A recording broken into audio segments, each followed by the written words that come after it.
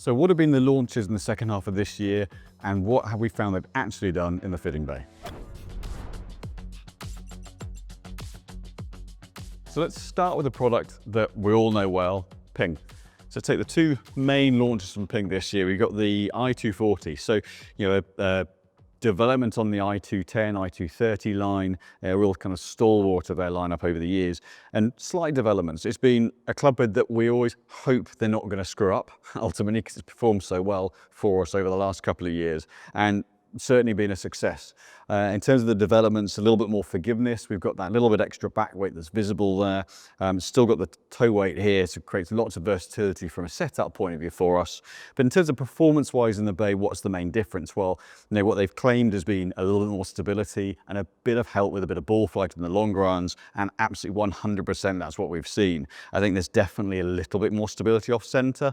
Feel-wise, just stays with the hill a little bit better would be the best description. You feel a little less twisting, but in the long runs, definitely a little bit more flight. Great for keeping a bit of spin and a bit of launch. Maybe a bit more ball speed than last model as well. So all around, some really good improvements from this head. Moving into the IDI, this is their driving iron, hence the DI part, and quite a big head. And I think this is a head where ball speed from this head has been fantastic. It's got the infill of the airbag essentially on the inside, so really doing that to thin out the face and keep some stability and support the face for that ball speed. And ball speed is definitely what we're seeing. The only thing we're seeing with it is it's a little bit of a lower flight. So for some players, almost a little bit too low. And I think with where other brands have slightly neater head shapes, where the ball speed's really strong, it maybe loses out a little bit in the looks category, which ultimately doesn't mean anything performance-wise, but to stand over the ball, you want to look forward to using it. And I think it's very Ping in that respect. It's very obviously an engineered head. It's not designed for aesthetics particularly. They have chamfered off, round off that top line a little bit, but there are more beautiful heads in this category, which sometimes do win out because there's quite a lot of head to look at with this. So moving along the line, TaylorMade. We have the Mill Grind 5 series, so nothing else at the top end of the bag changing, but we've got their new wedge. And the big key with this has been forged. Their big focus has been softer feel, really trying to take away from the Vokeys most people think are forged but are actually cast. So focusing on that forged material, softer feel. And that they've certainly done really well. Definitely a softer sound, softer feel off the face, and that's something that has been a noticeable, I think, development from them. Previous models have been quite soft, but this definitely takes it on another level. I think the clean looks have been really nice. What they have done, and I'm using this example here, the SX grind. Some of the grinds, the development on the wider grinds and the higher bounces, higher loft, sorry, that's been a really nice addition. This one in particular, where you've got a bit of width and a bit of protection on that back edge, the addition of those has meant more versatility. Perhaps the only shame where they're milled across the bottom, if we need to do a slight grind, the looks are affected quite a bit, so that's a bit of a shame. However, from TaylorMade, the consistency of that milled approach means model to model, head to head, the tolerance is a little bit tighter. Potentially, the slight giveaway for this head is it quite as high a spin as some of the other models? The spin's still good, but is it quite as high?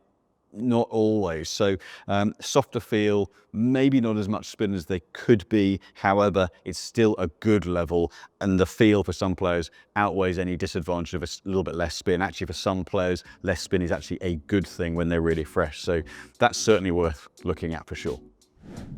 So next up on the list, Cleveland CBZ. So this takes over from the CBX, that cavity back wedge, and the Z, meaning it's the Z alloy or Z alloy material that they've integrated into the CB series of heads. So plenty of forgiveness from perimeter weighting. So as a head, if you're playing a game improvement, sort of forgiving, chunky style iron head, the last thing you want to do is essentially go into a blade style wedge. So what this head has done and still continues to do is give a head that has a little bit more scale. It definitely gives a little bit more consistency off center, and that's something that we see as ball speed retention is a little bit better on the fuller shots of this head.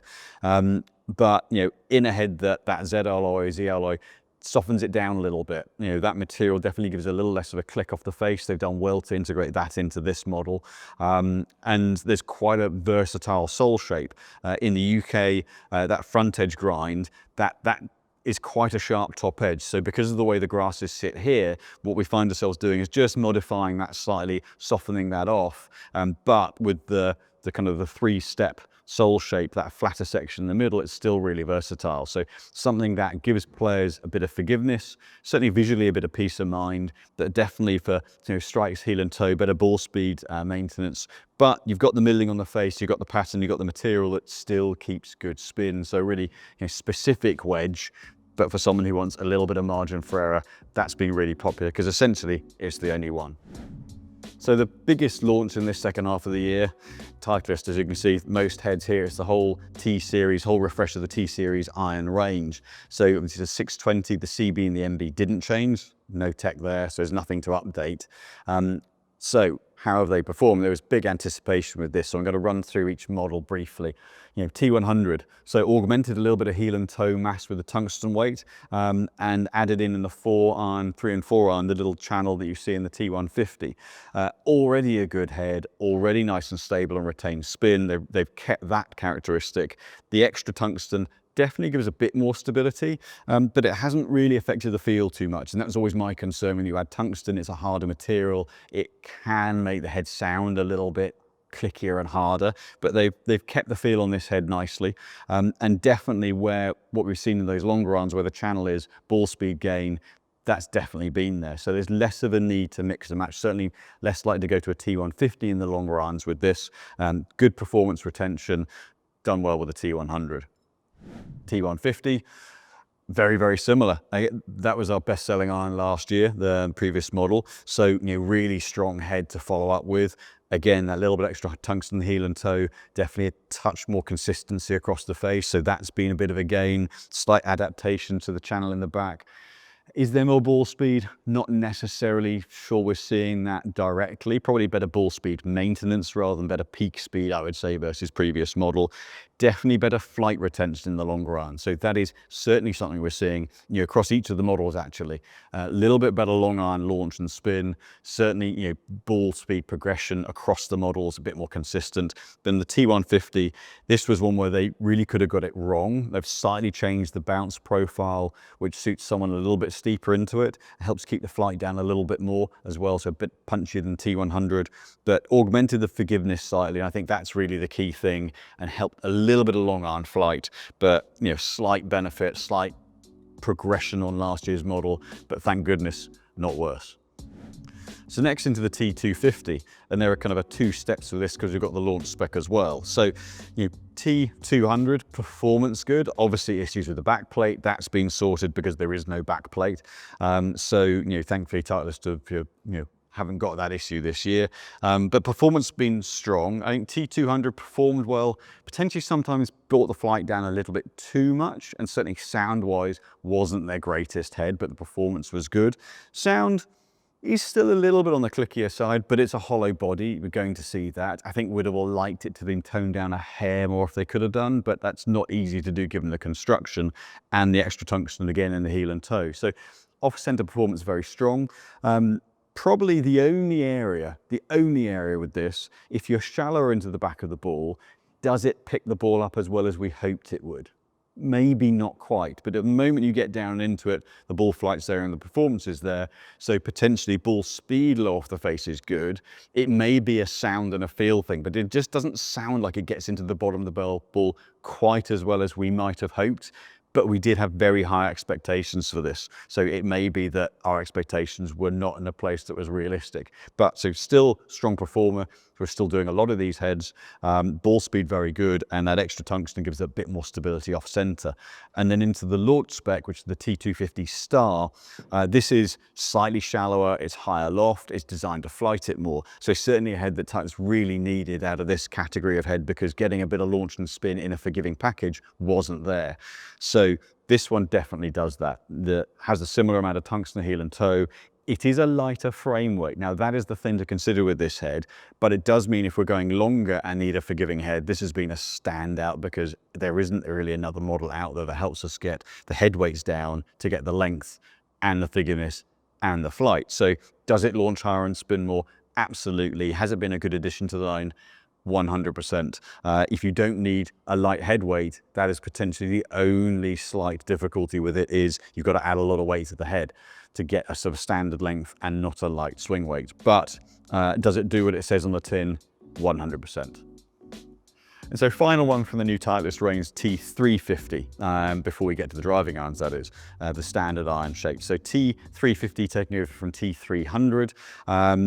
Neatening up the package, the framing of the head and the shaping, the flat back plate, the design elements, really beautiful head for a head that's this forgiving. Loads of tungsten heel and toe, loads of forgiveness in this head. And certainly ball speed has gone up a little bit versus T300. I think that's been a good addition. A little bit more launch we're seeing relative to loft, just a touch more.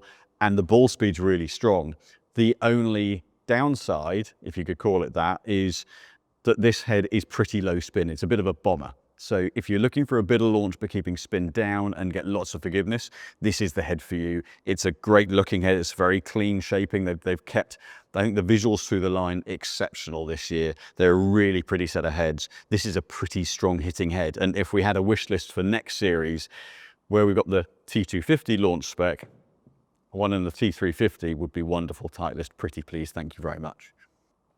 So driving irons, we have T250U and U505. So T250U, now this is a slight variation on the T250 head from a structure point of view, but they have done T250 into the long irons with the taper tip for a steel shaft, and the U is a parallel tip. So there were some issues from a shaft point of view. They only did the taper tip last time round, and when you chamfer the shafts down, there was a risk of a bit of breakage with them, which they've completely got rid of with these. Ball speed's been really good off this head. Very neat shape, very clean. We've likened it to, it's like the old 712U for those that remember that head. Very neat shape. And for a better player looking for a driving iron who likes that smaller, neater shape, this has been a fantastic head. Ball speed's been exceptional off this. And the U does flight it a little bit more and spin it a bit more than the standard T250 version. They are designed, the U, to keep a little bit more ball flight. So we have found ourselves using this versus the standard T250 long iron a little bit more. But you know, all around being a very good head and punches above its weight ball speed for a head of that size. U505, more a takeover from the 350, a little bit of a bigger frame. That's giving great amounts of forgiveness, little bit more launch, but like the 350, this is a bomber. This one launches, but isn't a high spin head. So if you're looking for something to really cannon out there, and they've got the one iron in this for the high speed players, if you're looking for, you know, tight fairways, looking to keep it in play, the one iron in this, or the two iron, has been exceptional for that. But loads of forgiveness. It's, again, not everyone's preference because of the slightly bigger head, but for those looking for something that gives a bit of scale to hit with, that's been really good. Ball speed exceptional, and loads of forgiveness in a great looking package. So well done, Titleist. So moving on to Callaway, couple of bits and pieces actually across the whole kind of top, middle and bottom end of the bag. So we'll start with the bottom end. We'll start with the Opus SP. So the SP stands for spin pocket. There's a little pocket just at the bottom of the head in here, which allows them to move the mass, saves a bit of weight in the middle, move mass up the face, keeping that spin up. Now, the Opus kind of did okay. The Platinum series with the weight high up the head was good for spin and had a bit more of a solid feel. Original Opus, we weren't really sure about the feel of it. It sort of felt a bit nothingy, a bit dead. The feel for this head is definitely better, where they've moved the weight up the head. That gives a bit more solidity to it. What's been really interesting with it is the spin progression through them. So we're seeing in the high lofts, this is really retaining a lot of spin. You can get a lot of spin on short wedge shots with these. But in the lower lofts, down the 48s, 50s, 52s, they're not that high in spin. Now, you could view that as both good and bad. You could say, well, in the gap wedge, you can, those low loft end, do we really want a lot of spin? We're not wanting to spin it off greens or rip it off the front. So actually is toning the spin down a good thing. Or you could say, well, if you're playing those wedges, you want more spin than the set gap wedge, so is it a bad thing? But equally speaking, it's a consistent thing, which means at least you know what you're going to get with them. Only other thing I would say is some of the grinds, the ones that taper off the back edge, they sit really tight, so you might need to go to a slightly higher back edge or higher bounce profile in these than in other wedges because of quite an aggressive back edge grind. But certainly spin in the short and in the higher loft wedges, very impressive on these. So now the ALO 150 iron. So this one comes in to replace the Apex Pro, which whilst was a good head for retaining launch and spin, just didn't really kind of get enough punch and zing and ball speed off the face. So this most certainly does that. This is a much stronger performance and has given us that extra ball speed that we're all after and we asked Callaway for. So thank you for that. The only caveat to this is a low spin head. So for someone who doesn't need help getting spin, this could be a great head for a bit of ball speed retention, a bit of shot value in the mid to longer irons. It does all of that. It's a hard-ish feel off the face, so it's a bit of a clicky feel, unlike the old Apex Pro. Our only question mark on this is the spin profile a bit too close to AI 200? Is it a bit low? And I know we said, well, we wanted a stronger flight than Apex Pro. They've delivered that. Not sure if they've just gone a little too far on that, but if you're someone who spins it a lot and wants a little bit of help from a head in a neat package, that actually is a great head. So its strength is a little bit of a weakness on the one hand, but equally speaking, there will be players that will get great performance out of these. We're just not sure the balance through the whole range is quite where it could be from this, but it is a strong performing head if you need a lower spin, punchy ball flight out of a neat package. And finally, it's a bit of an interesting one. This, the Apex UW, the utility wood. It's been one that's a bit of a niche product over the years, and it's got a decent bit of play on tour. How does the current one perform? So ball speed wise, this thing is a cannon. It's a brilliant for ball speed. If you're looking for someone who's not necessarily a hybrid player, but doesn't want to play the length of shaft in a fairway wood, this has been a great head. It's still, we think, suits the higher speed player a little bit more than your kind of average player. What you get out of this head is spin similar to, it's a little bit lower than, but similar to a fairway wood. It's definitely a little bit lower, but a lot of the hybrids tend to take a bit of spin off or a little bit draw burst. What this head doesn't do is it's not draw burst, it's a little bit more towards a kind of compact fairway wood. But for a player who prefers a fairway wood but kind of wants a hybrid length, but also keeping the launch down from the fairway at the same loft, that's really the key thing. That's where for the high speed players this is great. It keeps more of a hybrid launch angle but retains a little bit more spin. So you kind of get the best of both worlds of fairway wood and hybrid. So very good ball speed off of it as well, so good for carry distance in particular, but in the main suits someone with a little bit more ball speed. Interesting product when it works. It's an absolute unicorn, it's a brilliant club, but definitely not for everyone. So final two, we've got two sets of nice forged Japanese irons for you. So we'll start with Mizuno. We've got the S3 and the S1, real classic purist irons these. If someone says, what gives you the softest feeling forged head out there, it's very hard to look beyond these. From both heads, you've got a little bit of weight distribution, little cutaway in the middle, moved up the face here, similar, little bit weight taken out here and moved to the perimeter. So the S3 and the S1 is just a classic pure blade, really soft feel from a material point of view, solid because you've got that mass at the top. But is there any help from it? Absolutely not. Will we sell many? Absolutely not. But are they pretty? Absolutely. And for someone who doesn't want any forgiveness, wants maximum feel, beautiful, lovely head, and being without the tech retains a little bit of spin, which is a good thing. The S3, the difference on this, you've got the slightly beveled leading edge. So you could argue on softer turf, it's a little bit more forgiving than the S1, even without the fact that that's a blade and this has a bit of perimeter weighting. And it's only a bit of perimeter weighting. There's a bit of extra weight at the bottom, which creates the width of the sole that lets them bevel that leading edge. And so that's why we'll tend to do more of these than we will the S1s. But again, classic single piece forged head, beautiful soft buttery feel, no forgiveness again really, but again, if you're not looking for that and you want maximum feel and need to keep a bit of spin, really, really lovely head. So finally to a brand that I haven't heard a lot about, we've not done a lot of over the last few years, and that is Vega. So Vega, traditional Japanese forging going back a long time, but I feel they've had a little bit of a no man's land of late, but what they've done with this latest launch of heads is actually introduce something that no one else is doing. And what we have in these heads is, you'll see the hole in the toe is a bar. It's a tungsten bar, it's a weight bar. So what it allows them to do is have a really nice soft forged frame, but within that channel you can put a mass. So what it does is that is a higher density material than the rest of the head and puts some mass down the bottom. Does it affect the feel very slightly? Yes. Because of that material, it will just harden up that feel very slightly from, if you've used Vegas in the past, they are incredibly soft feeling. I mean, even more so than something like the Mizuno, a really, really soft battery feel.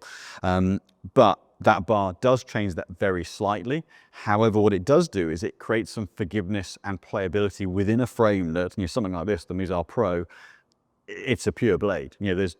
There's no cavity within there, but by putting that mass in the bottom, you're lowering the center of gravity a little bit, you're making it a bit easier to get that mass into the bottom of the ball, and it definitely does give you a little bit more margin of error. So in terms of ball speed, they're pretty solid. The soles are a little bit more forgiving than they used to be, but I think if you're looking for something that's a traditional forged head, but want to add just a little bit back, these are really worth considering. And because of that weight bar, it gives us a bit of versatility of what weight we can get the head to. So if we're going a little bit longer, we can take a bit of weight out. We're not having to put as much weight into the hosel. We can do it using the mass behind the contact point. So really interesting products. They've got a blade, a sort of smaller looking head, which actually performance wise, it's visually a bit intimidating for some, but really great performance off of it without adding loads of tech to the head. So really interesting, and certainly something that if you're coming in the near future and you like a traditional head, give these guys a look. So there ends the roundup of the recent launches second half of the year. Now, obviously, those are all generalizations based on what we're seeing across the body of clients we've had in, so different playing styles and standards. So there are consistencies that we've seen. So highlighting those. If you really want to get the nuances right and dial into which one's best for you, then make sure you book in a fitting. We've got all of them here to test out, and you can really get into which one works for you and why. So if you've enjoyed this roundup, hit the like button, subscribe, and check out all the content that's coming on the new products in the new year as well.